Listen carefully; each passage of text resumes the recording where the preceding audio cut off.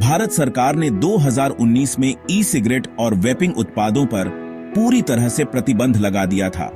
इसका मुख्य कारण सार्वजनिक स्वास्थ्य और युवा पीढ़ी को तंबाकू के खतरों से बचाना था।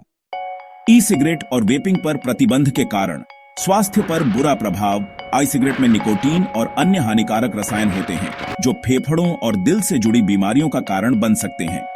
युवाओं में लत बढ़ाने का खतरा।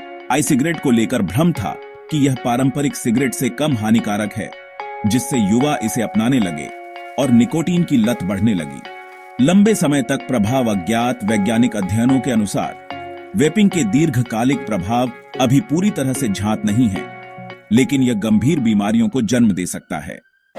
पारंपरिक धूम्रपान की ओर प्रेरित करना। रिसर्च से पता चला कि ई सिगरेट का उपयोग करने वाले युवा बाद में तंबाकू सिगरेट पीने लगते हैं, जिससे धूम्रपान की समस्या और बढ़ सकती है। रासायनिक और जहरीले तत्व। ई सिगरेट में इस्तेमाल होने वाले फ्लेवर्ड लिक्विड्स में कई हानिकारक केमिकल होते हैं जो शरीर पर नकारात्मक प्रभाव डाल सकते हैं। फेफड़ों की गंभीर बीमारी के मामले।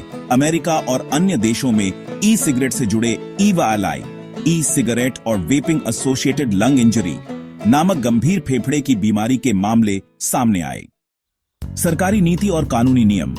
सरकार ने ई सिगरेट निषेध अधिनियम 2019 पास किया, जिसके तहत ई सिगरेट के उत्पादन, बिक्री, वितरण, आयात निर्यात और विज्ञापन पर पूरी तरह से प्रतिबंध लगा दिया गया।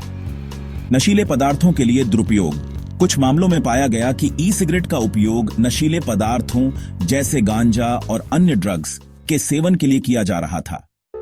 भारत में ई सिगरेट बैन के बाद क्या हुआ? भारत में ई सिगरेट की बिक्री गैरकानूनी हो गई है, लेकिन अवैध रूप से इसे कुछ जगहों पर बेचा जाता है। सरकार ने सार्वजनिक स्थानों पर ई सिगरेट पीने पर भी सख्त कार्रवाई का प्रावधान किया है। यदि कोई व्यक्ति ई सिगरेट बेचता या स्टोर करता है तो उसे 1 साल की जेल या 1 लाख रुपए तक का जुर्माना हो सकता है। निष्कर्ष, ई सिगरेट और वेपिंग उत्पादों पर भारत में प्रतिबंध स्वास्थ्य, सुरक्षा और युवा पीढ़ी को नशे से बचाने के उद्देश्य से लगाया गया।